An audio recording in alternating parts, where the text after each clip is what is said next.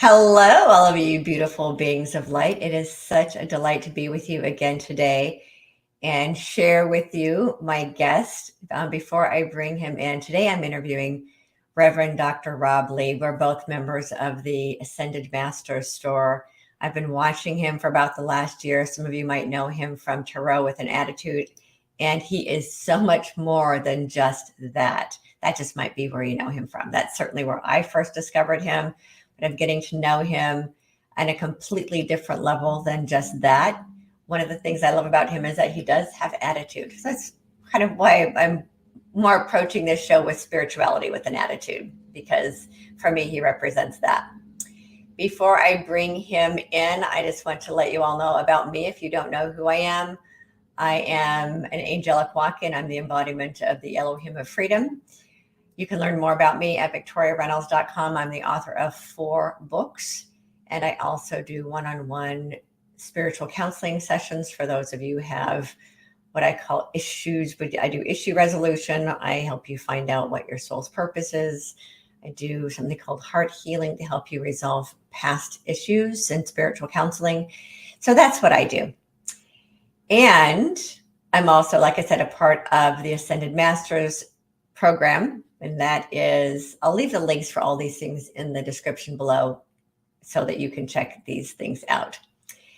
Now, I'm going to bring in Reverend Dr. Rob, and we're going to talk about what he's up to in the world, the service he is providing, how he is being a beneficial presence on the planet, and more about him and his story and the services he provides. So let's bring him in. Hi, Rob. It is so good to meet you officially. I know you and I have been connected for a long time through Ascended Masters and Spiritually Rob, but you and I have never, well, I can't say that we've never had a chance to talk, because you did interview me on your show a few weeks ago, and now it's time for me to pay back, if you will. What a way to put it. There we go. But yes, it's good to see you again. Yeah, it's so good to see you. Well, this is what we do. And I keep explaining to people that in this new world we're creating, there's no such thing as competition. Competition is old world, fear-based, 3D, blah, matrix, whatever. In this world we're creating, there is only cooperation and collaboration and mutually supporting each other. So this is what we do. If we're going to create a new love-based heaven on earth reality, we have to stop seeing each other as competition and just be here and support each other, because we're both here to be of service to humanity. That's the reason we incarnated, right? Absolutely. And we've forgotten that. We get so caught up in such of our little personal belief system that we walk away angry, mad, and we're coming off to other people as angry, mad, pissed off, and then we want to go, oh, but we're all enlightened and whoa, slow down, and let's go back to really finding out what it means to be connected and listening to somebody from a place of love and light and understanding. Yep, absolutely. Well, and we've just all forgotten who we are. And once we start to remember, then all the fear-based stuff just starts to melt away, because we know that's just a story that we've told ourselves in stories that have been put on us. And once we remember who we are as enlightened beings, what I call love having a human experience, then all that other stuff just starts to melt away. And we realize we're all here for the same reason, to remember who we are and to support each other in remembering who they are. Ultimately, it's that simple. Absolutely. I agree with you wholeheartedly. So tell me, I'm curious what the Reverend part is, because I only know you from Tarot with an Attitude. Okay. I was born I was raised as the son of a Baptist minister, but he got into being a preacher late in life. He was into Baptist and all that. I was raised from my mom, and then he got in it and all from a very young age. Okay. And because I have a very strong vocal music background, I was in a lot of churches singing, doing some different things or whatnot. I was around reverends my whole life, and I'm not a doctor, but and so when I started and I separated and jumped to the end, one of the reasons I got my reverend, I went right through online and got ordained from the Universal Life Church. And a lot of times I never even brought it up. But in Florida, to be a Reiki practitioner, if you're going to touch somebody, which I don't, but I just don't need them jumping down my throat for the investigations and everything else. You either have to be doing it from a spiritual standpoint as ministering, or you have to go become a licensed massage therapist. Thousands of dollars, hundreds of hours of training and things like that to do Reiki. Somebody thought about it and went, we're going to capture this market. Mm-hmm. I took the Reverend route, okay? Because again, but I was like, I started my channel over people healing and knowing and whatnot, but I never used the Reverend. And then as I started working with people more and more in addictions, I did a lot of work as an actual counselor and a registered clinical social work intern here in the state of Florida for addiction work, things like that. And I started working with people, and it just wasn't about getting clean. It's about finding that new way of life. And my spirit guides, Ishmael, Serapis Bay, we found out was one that started talking to me. And I've had this urge to be more of a minister. But again, everybody I had grown up with all were ministers. And I was like, boy, if I do this, they're going to have a fit. And sure enough, some of them did. However, here's the difference. What I started looking at, and my guides came to me and they're like, they went to a school. Most of them went to unaccredited schools. They got ordained by a bunch of people who believed in the exact same thing. And a group of people went, we like what you say. You believe like us. So I'm going to make you minister. Mm. And they used the Reverend. And I went, I actually have an education. I have a master's in social work and dealing with personal issues, things like that. I've got my licensure into the state of Florida right now to be a licensed clinical social worker. So I get into the whole clinical things. And my dad and I got in an argument one time. I said, they really don't need to come to see you. They need to come see me before they get married, because they need to understand how their personalities are working, things like that. And once you know how each other ticks, you can either get along or you can't. Mm-hmm. Stop with boy, he blew up. So eventually I went, you know what? I have my spiritual belief. I know I am connected to God. Okay. Whether God the Father, God the Mother, God the Holy Spirit, Jesus, whatever that may be, universe, power, and light. I have a message, and I give that message just like any other reverend does.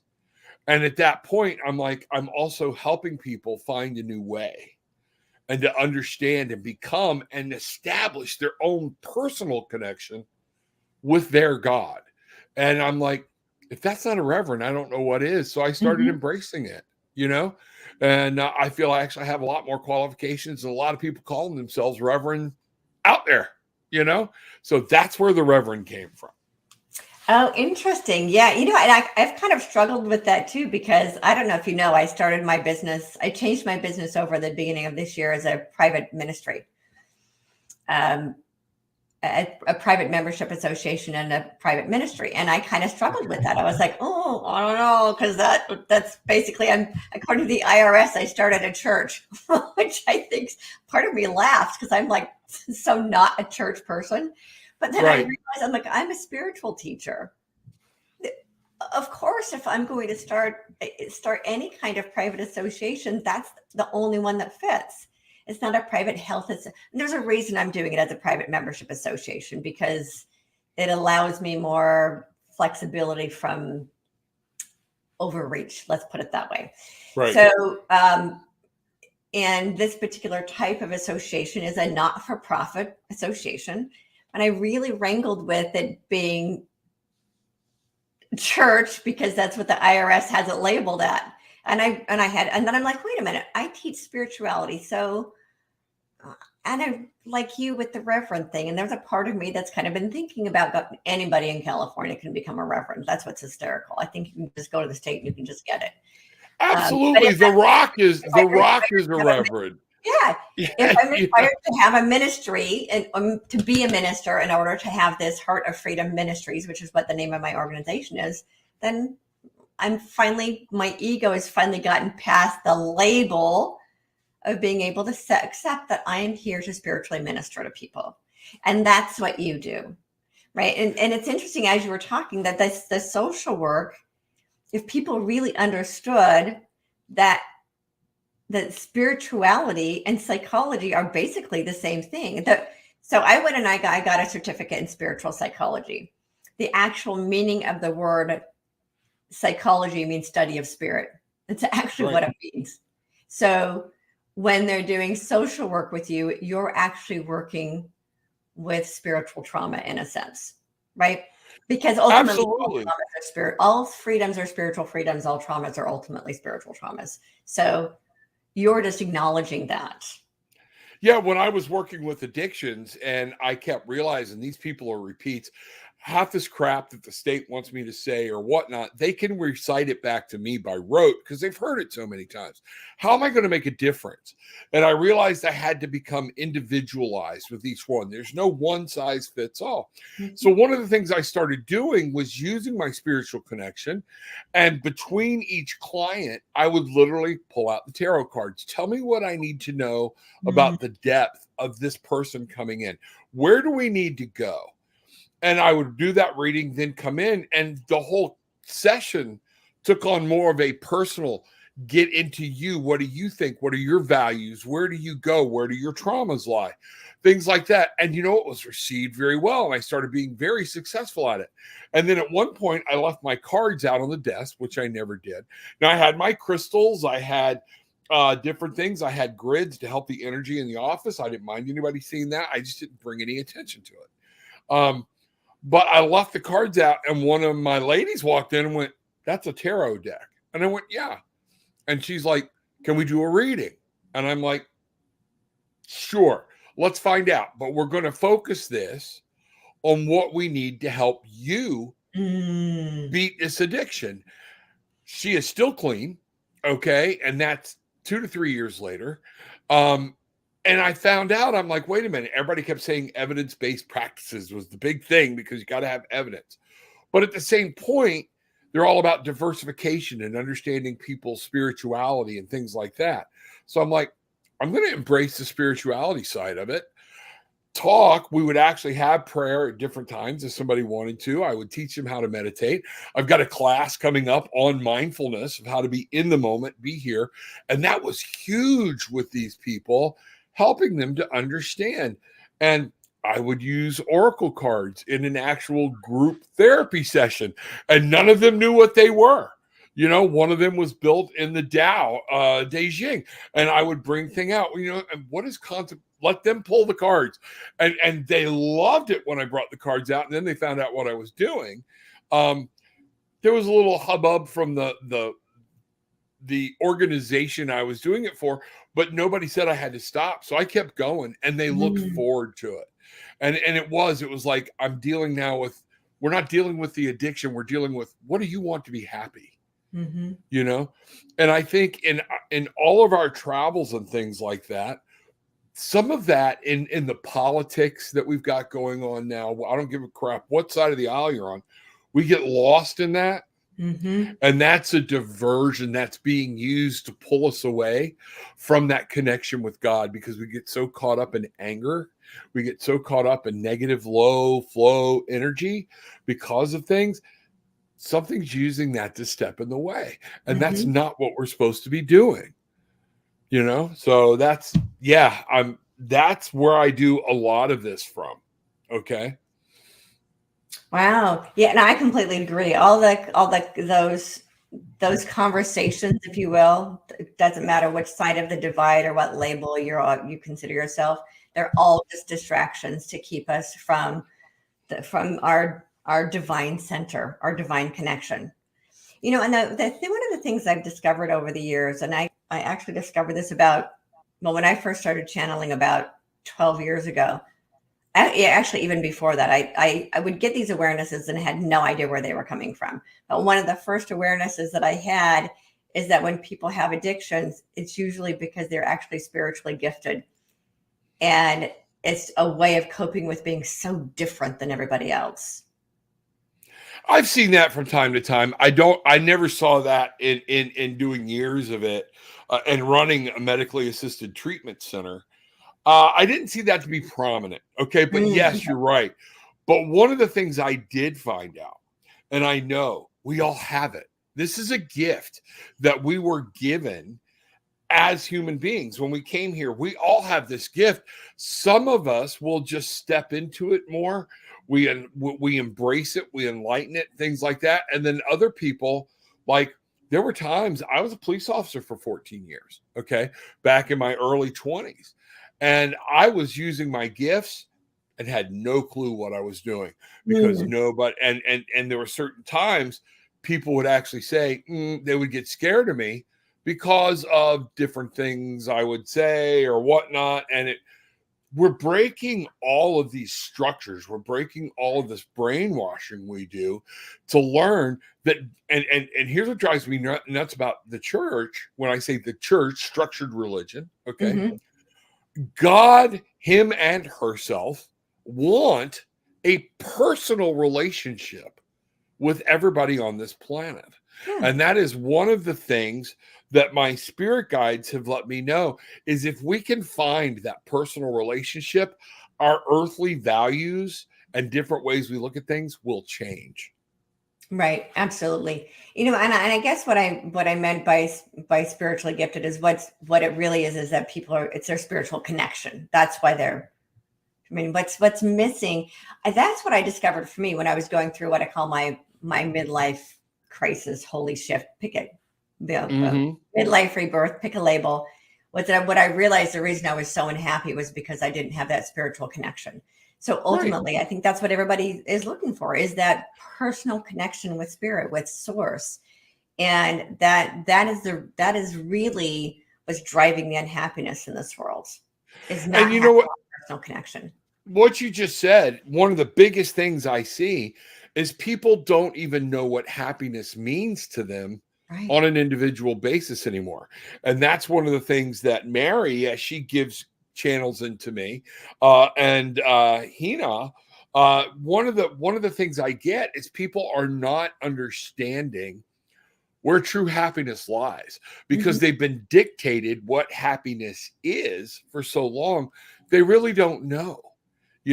And this is one of the things that I'm there for, is to help people understand happiness can come in so many different forms and so many different ways. And a lot of times it has nothing to do with the things we're so driven to be in. One of the things I saw with addictions, a lot of it revolved around death. That in the grieving process was people didn't know how to grieve. They didn't understand. And we've been taught now not to hurt. We dope everybody up to keep pain from being there. Pain is there to let you know something's wrong. Okay. We're supposed to feel pain. And what I try to do is, when I'm working with people in grief, is let them know your pain validates how deep that relationship meant to you. All right. Now what we have to do is learn, this person is not gone. You still have a connection. It's still here. And you're not to get lost in that pain. And that's what happens to a lot of people, is they get lost in their pain, whether it's death, whether it's true trauma, whether it's just psychological in nature. They get lost and they can't find their way back, and I love helping people find that door, Yeah. And you're right, because they do. People start going into the suffering, and then they just go down the bottomless pit of despair, right? And they get all the way down there into hopelessness, and then getting back out of that's really, really difficult, because it is swirl around to that. And then we have pity parties with our friends, and there's nothing fun about a pity party, right? And then they all get down there and wallow in their suffering together, and it's really hard to get back out. And that's why people like you and me are here to help people, just lift them back up out of that. And as you said, the pain exists for a reason, so that we can recognize it, but not to wallow in it. It's like, right. So even our physical pain is our body telling us that something is off. Right? I agree. And one of the things that happens, what is it I need to take a look at? Right. And one of the things we have to realize, a lot of times in people's depression, we become enablers, just like an addiction. They come to work. Oh, it's so sorry. We give them all this compassion. Okay. And I'm not saying that's bad, but there comes a point when you give somebody too much compassion, Think about it. Breaking down in tears and crying is very cathartic. Mm-hmm. It's very, it releases this energy and the endorphins, and it can feel good. So therefore, the depression and the releasing the crying can become your own personal addiction because it feels good. And that makes everything else go away while you're having a bawling fit. You know, you know what I mean? Yeah, I never thought about that, and so that's really interesting. We can start with compassion, but then if it's held out for too long, it starts to become a codependency, or it becomes an enabling. I'd never made that correlation before. And if you think about it, we've all done it. I've done it. I know you've done it. Somebody's having a problem and there's nothing wrong with helping. I'll take care of it today. Mm-hmm. Don't you worry about it. I got your back today. And there's nothing wrong with that until you got your back the next day. And now all of a sudden your work's not getting done, or it's being done half-assed because you're trying, and it comes a point. That's when severing those relationships can become traumatic because Mm-hmm. now there's anger involved Mm-hmm. rather than, you know what, I'll help you today, but tomorrow you got to come back and we got to have you there. And I know Jay and I used to tell people when Jay and I did insurance together, me, Jay, and April, that's where I met them Oh, wow. eons ago. Okay. People would come in the office. Oh, this is going on. Go home. It's okay. We're not firing anything. Go home. We don't need that energy in the office. And it's kind of funny when I hear some of these people going, I'll tell you, one of the most abused words in the English language right now to me is empathic. Well, Mm-hmm. I'm empathic, so that's why if you're empathic, all right, we're all empathic, Mm-hmm. okay? You owe it to yourself and other people to put that shield on you. It's not an excuse, because what you're doing is blaming everybody else for you being an ass. you know, because you don't want to show any self-control. And Serapis Bay, as when I was calling him Ishmael, showed me that. It was like, whoa, okay. The word empath has become so easy to use. I pick up on everybody else's feelings, so that's why I'm in trouble all the time. That's not how it works. That's an excuse. Exactly. Yeah. So you got to pick up and step up. It's just one of those things. And that's one of the things I like to show people is how to do that. How do you put a bubble of protection around yourself? Where do you go? Even, I laugh, and people make fun of me. I was doing a meditation yesterday, which has brought a lot of this up. And I was telling April and Jay, Jesus came to me, and it was like one of my guides is Jesus, but I'm going back to my old years of what I've been told. If I tell anybody Jesus is talking to me personal, it's going to piss off a lot of people. Mm-hmm. But you know what? He did, and he does. And I always joke about, we put Jesus up on this pedestal, but he was sent here to show us how we can live Mm-hmm. as human beings. Mm-hmm. And one of the things I was like, do you not think that when Jesus was walking along and Matthew tripped over his sandal, didn't like point at him and go, that was stupid, do that again? He had a sense of humor. Mm-hmm. He laughed. He lived as a human being. He loved. And once we take him into that, he wants to have a conversation. He's not meant to be locked away and only certain people talk. That's why we have the Holy Spirit and those things. They will come, they will talk to you. Mm-hmm. And yeah, he's not what a lot of people think he looks like, Yeah, and because he communicates with me quite a bit too. He actually calls me little sister. And he's like, I never wanted anybody to worship me. He never wanted to be worshiped. He was here to show us what we are all capable of. And exactly. And of course, there are people that don't appreciate it when I say that, of course, because they have their own programming. Right. That he was only here to die on the cross and save us from our sins. The point being, though, and what I was taught when you read the scriptures in divination, is he was brought here as a man to show man this is how we can live. If he was never, I was sharing with Ryan Young this morning on an interview. if he could not, if he was incapable of sinning, okay, if he was stood against and never had to worry about it, why, how then could he serve as an example to me? Right. If he, he's here to show me this is what can be when you live in the light of God. And one of those things are in the light of love. Mm-hmm. Remember, he didn't talk about God said, don't do this when he met Mary Magdalene. Ye without sin cast the first stone. And it was more about what we do here and how we treat other people. Mm-hmm.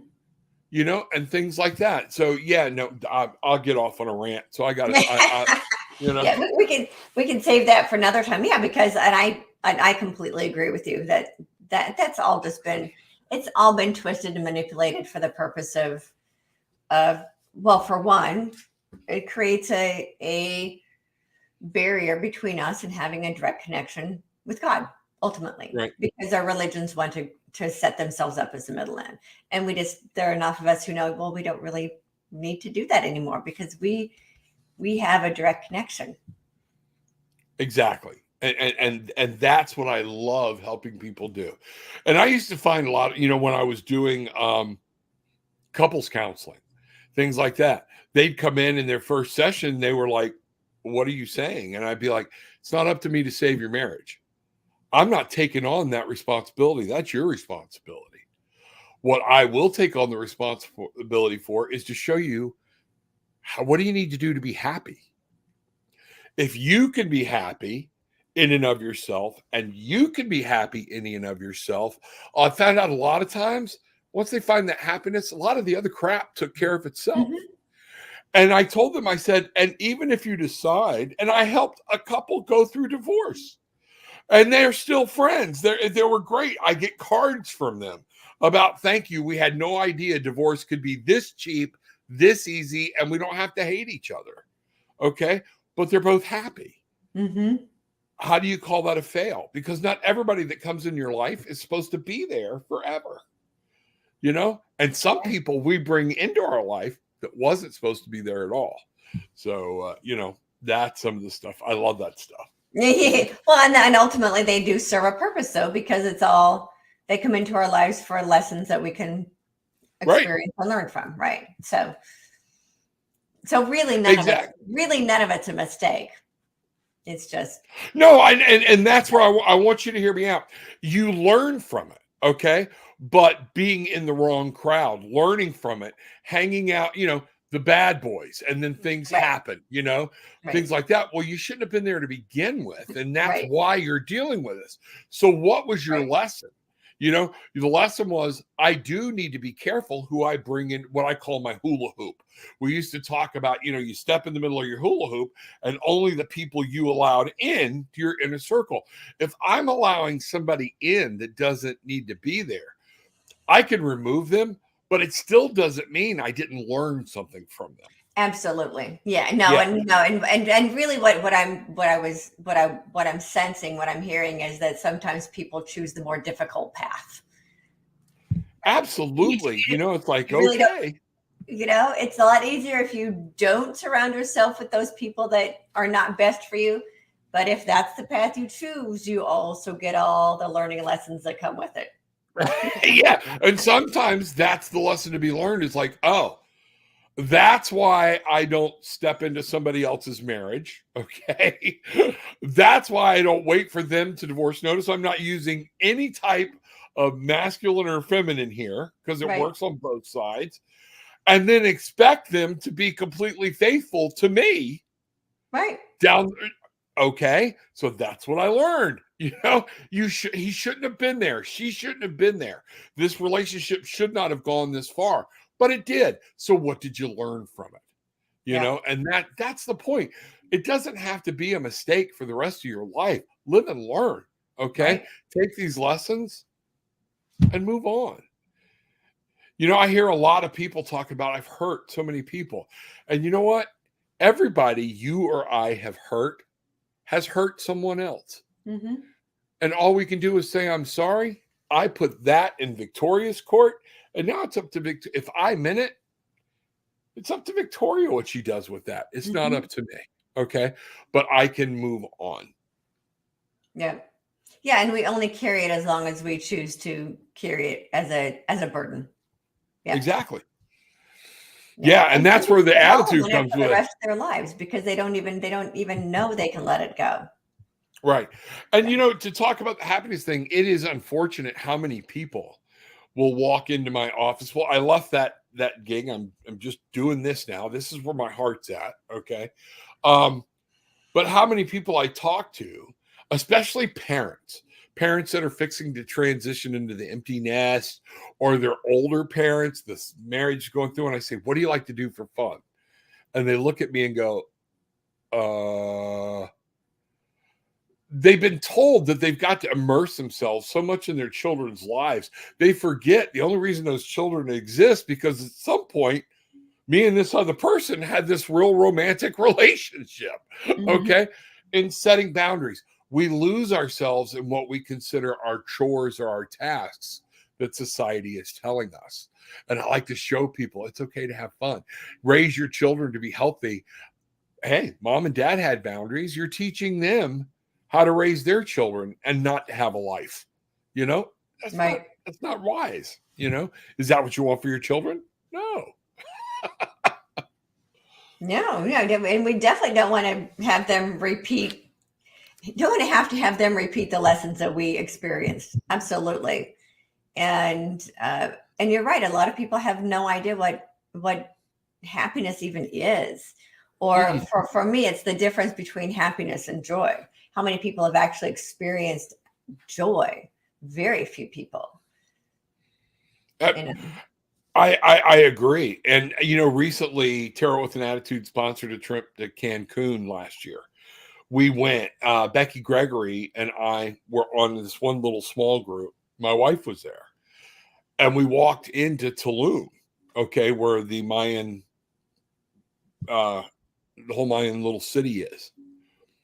That was such an emotional, the part of joy and things. It was a huge trip for me. The whole city came alive. I could see people. I Mhm. saw one of my sons as my brother. I saw a father that I had at one time who was a high priestess. It was all just amazing. And when you realize that there's so much more to life than what we have given it in our society, of getting up and going through A, B, C, D, sleep, repeat. Mhm. There's so much more than that. It was cathartic. I was crying. It was crazy. And I want people to experience, like what you said, not just happiness, but joy. Mhm. And man, when you find that, all that other crap, it tends to go away. Yeah. you know it becomes way less on your Richter scale than what you had before you had the moment. Absolutely.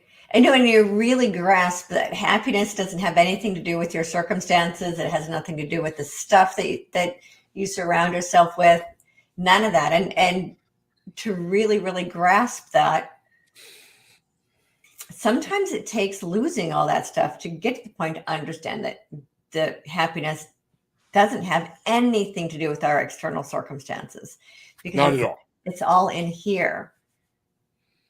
Exactly. And yeah, and start to lose the need to be attached to anything.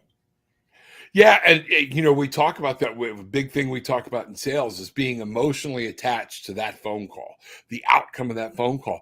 I don't care what they say, yes or no, because I know somewhere down the road, and this is one of the things you teach people: say yes or no. It doesn't matter. The quicker they say no to me, I'm closer to my yes.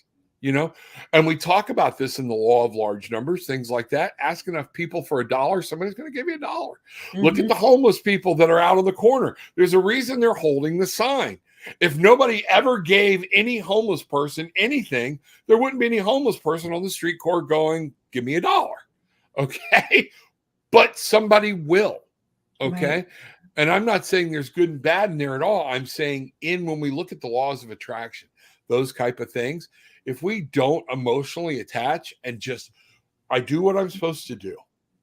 And Right. that's what Serapis Bay about, is uh, you know, the routine, making sure being,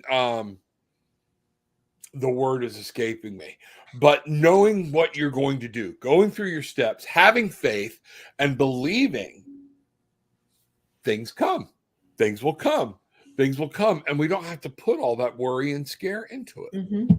Well, if we put all that worry and scare into it, we're actually blocking it from coming. Absolutely. Right. I mean, energetically, we're repulsing it. And so if we go back to the basic law of attraction, the law of attraction matches what we're resonating out within ourselves. So if we're holding in faith and trust and connection to the divine, then we just know that we're taken care of and all of our needs are in fact met. Where if we're in worry and scarcity, we're actually pushing the very thing we desire from coming to us because that's what's being matched up. So, it's just, again, it's that we have to go back to the ownership of what we're experiencing within ourselves. And the more we find that connection to the divine within ourselves, the more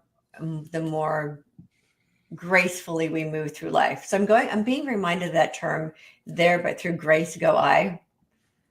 Right. So it's a word I use in my life a lot because it really just means to move through life with more grace.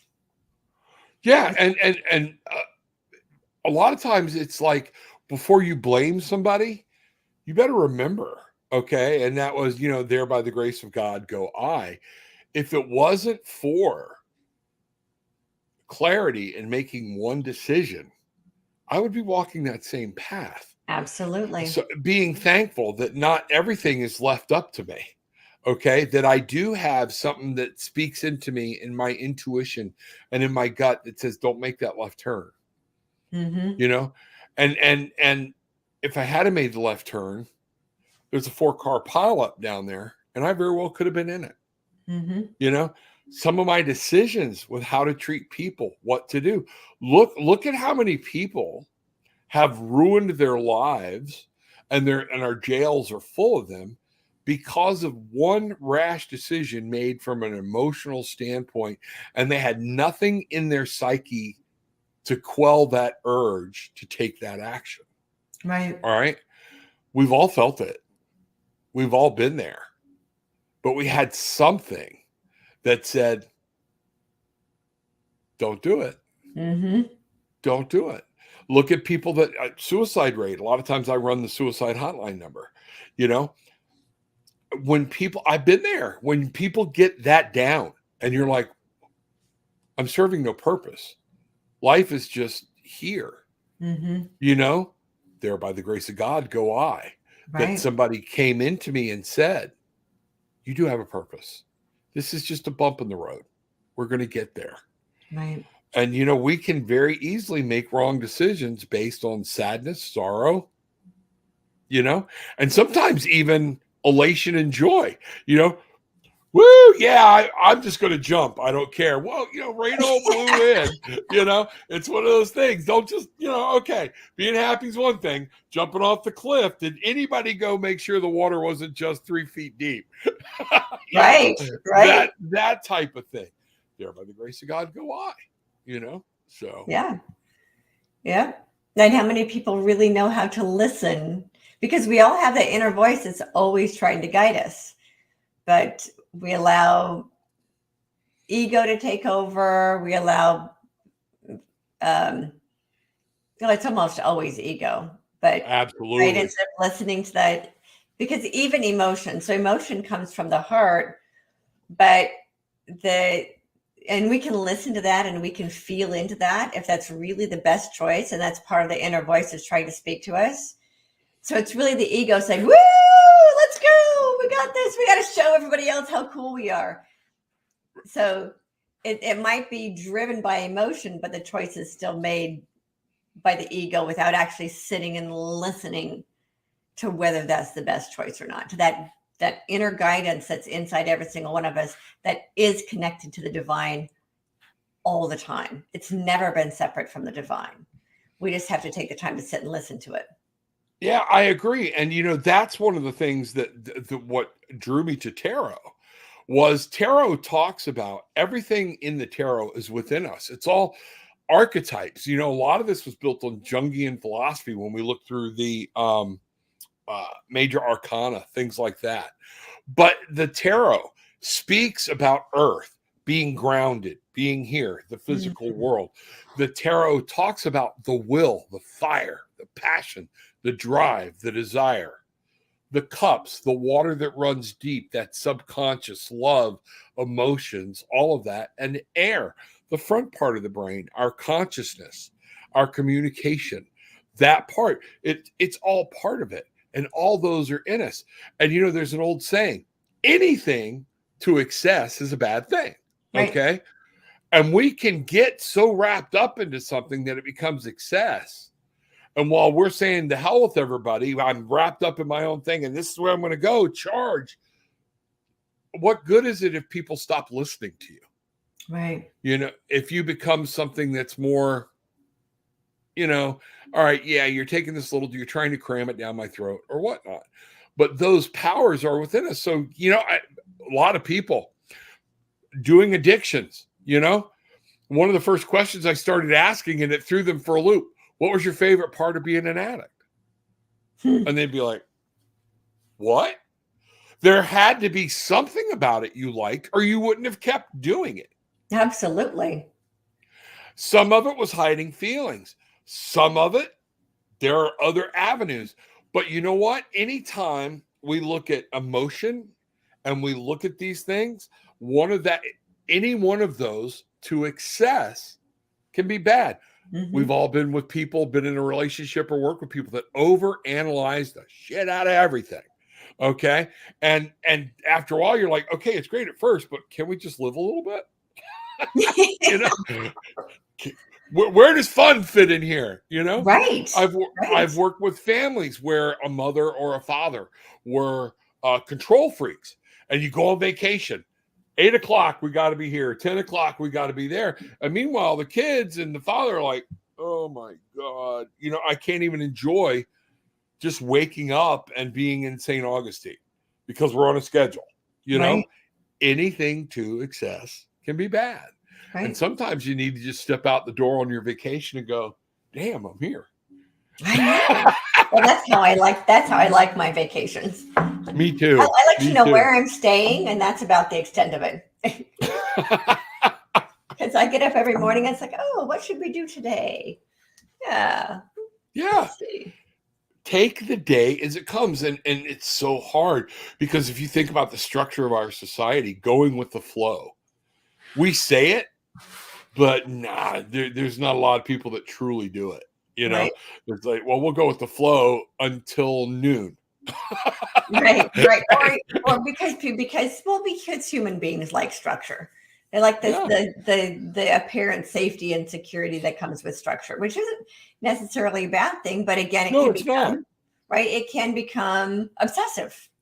Yes, absolutely. Right? People don't allow themselves to play. And if we go back to what I remember, one of the core messages, well, for me, it kind of meant something different, that life is that men might have joy. Well, I grew up with the belief that life is that men might have joy, that women weren't allowed to, but really it is that life is that human beings have joy. We're actually meant to experience joy as really one of the primary reasons that we incarnated, is so that we could experience joy. The range of human emotions isn't available on my understanding, that the range of human emotions is unique to being human. In spirit form, we don't really get to experience that range of emotions.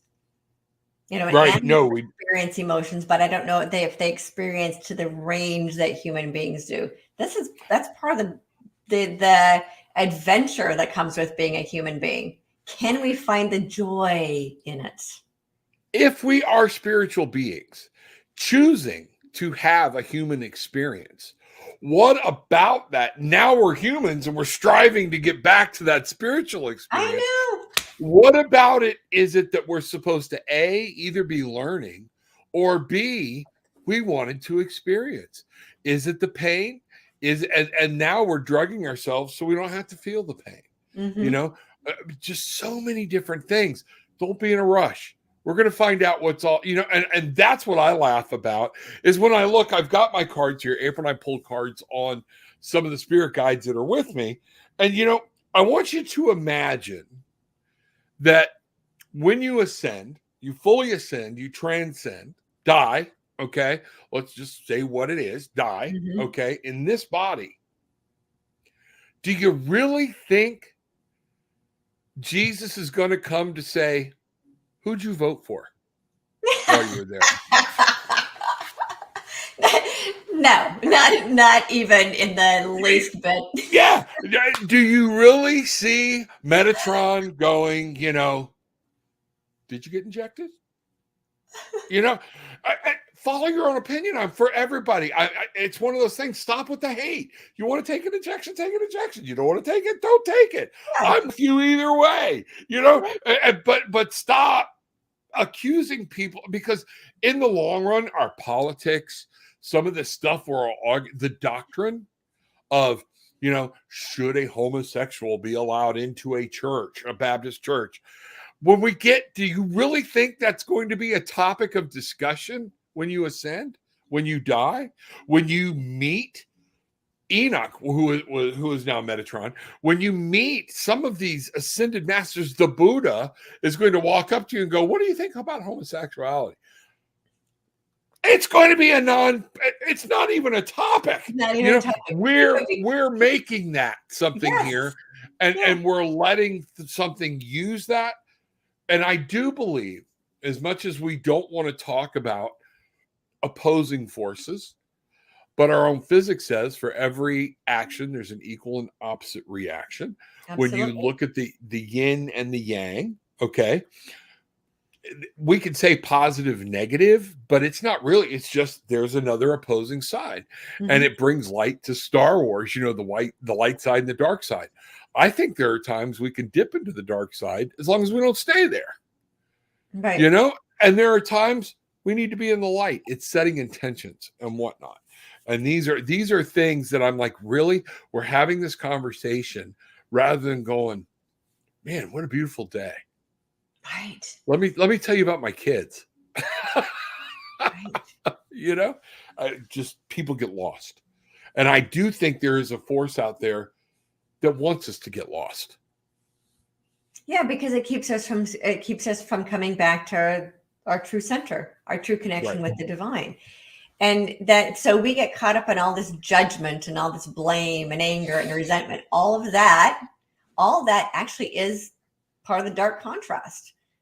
Absolutely. Right? So we can choose, and here's what, again, going back to one of the universal laws where there is opposites, right? One of the universal laws is for every choice, there's a reaction. For every choice, there's a consequence. So if we're choosing to stay in anger, resentment, blame, judgment, hatred, all that stuff, we also get the consequences that come with that.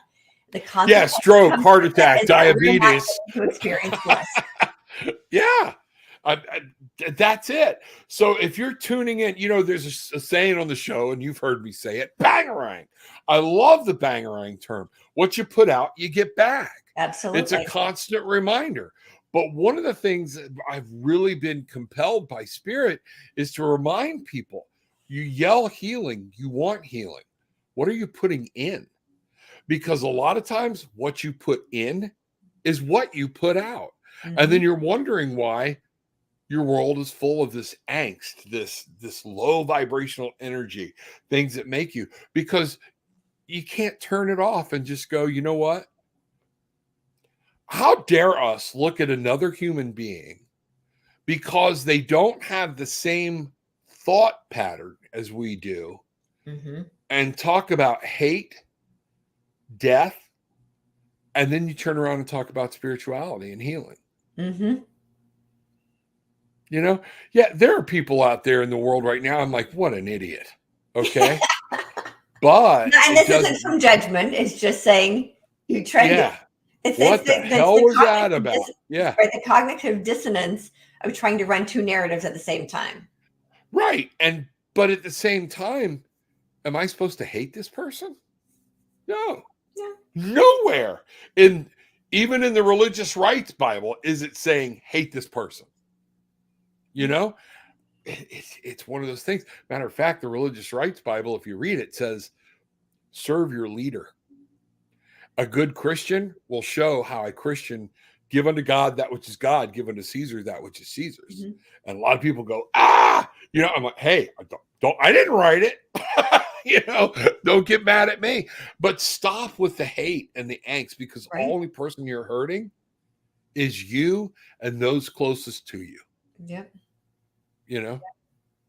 Well, and going back to the Bible, I mean, I always go back to Yeshua is what I prefer to call Jesus, and going back to his primary teaching of love your enemies. He doesn't say hate your enemies, hope your enemies get hung, hope they all go to prison. None of that. Love your enemies, pray for those who spitefully use you, period. And everything about God's love is unconditional. So, but we're the ones that put conditions on it. Yes, we are. Yeah. Yes, we are. Well said. Well said. I love it. I love it. I love it. So, well, this has been a great conversation. And, it's funny. Whenever I have conversations with people, I just set very clear intentions that what comes through the conversation is what the audience needs to hear.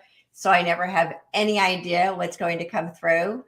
And the conversations are always so beautiful. And so, to me, it's what the world needs to hear. Absolutely. Absolutely. Hey, and before we go, tomorrow night, 4:00, ascendedmasters.store, you've got the link. People can go in the link down there. I am doing a Tarot Simplified 2 course, letting people come on live. You have the choice of being in StreamYard like this and typing your questions, or actually coming on Zoom. And I am going to help people. We're going to talk about tarot, and we're going to take it from the next step about card interpretation, how to ask the right questions, spreads, different things like that. So if people are interested and they just want to ask me some questions, it's a great place to do it. So I don't know how many people will hold on Zoom. So make sure you get in there and hit that link and get in there and get it done. But then the following week is mindfulness. But there's also a Tarot Simplified 1 in there, and Pendulum Simplified, and using pendulums too. And you should have all those links down there. Yeah. I'm pretty sure I got all those. Thank you so much for that. And I will make sure that all those links are in the description below, and that it gets, when is this class again? The Tarot Simplified 2 is tomorrow, 4:00 Eastern. Okay, great. Well, it's going to go out in today's newsletter to all my followers as well. So, yeah. Well, it has been so lovely to meet you and have this conversation and get to know you a little bit better beyond our little monthly, our Monday morning masterminds that we have, and really, really get to know who you are and what you represent beyond the tarot cards as well. Because I know people love the card readings.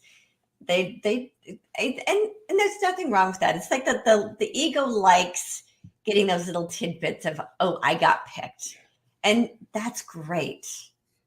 That's great, and it's fun, and it's really important that we don't despise the ego for enjoying those little tidbits of joy that it gets.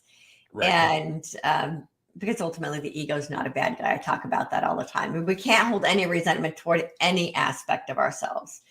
Yeah. And so these classes are fun. I'm so glad you're doing that. I will probably pop in as well, because I myself like pulling cards and seeing what's in them, because they're fun. And thank you for doing that for people. I think it's going to be a really fun class, and being able to bridge genuine spirituality with these tools. Like we were saying earlier, tarot cards are just a tool. The crystals are just a tool. Let's not get obsessed with thinking that's how we run our life, by what the cards say. It's just a tool. Right. Because nothing's set in stone. That's the other thing. That's the reason anybody giving you dates, on this date, things like that, that should be your first flag. That this person is just, and I'm seeing a lot of people, and it cracks me up that people are spending tons of money on these people, but none of their predictions have come true. I know. But they're saying the same thing that you want to hear. So therefore, they've got to be right. Meanwhile, somebody like me is going, no, I'm not going to give you a date. I kind of look at it this way. If John, while on the Isle of Patmos, was talking about the return of Jesus Christ, as we talk about in Revelation, okay, if he says, no man knoweth the date or the hour of the coming of Christ, how am I going to know? Who am I to say, oh no, this is going to happen on this date? Because you know what? Nothing's written in stone. Not your life isn't set. You can change it. You can move. I mean, that's a whole nother topic for another day. No, and I completely agree. Just before we jump off, my team does not give me dates. Yeah, no, me either. It's not. Number one, we're not concerned. That's fortune telling. I'm not really concerned with that. What my team will give me is insight into why you're hurting. Right. It'll open that up. Hey, where are you doing? Where are you going? Let me bring them in, and God is using them to say, hey, show him how to minister to these people. Yep. And that's what I'm doing. Absolutely. Yeah. Well, it was so wonderful having you here and this amazing conversation that we've had. Thank you so much. For all of you who are watching, thank you for being here, for seeing yourself as worth being here. And as I always say, remember to hold your light so others can't help but see their own light. Together, we are creating a world of peace, harmony, prosperity, freedom, love for all life on earth.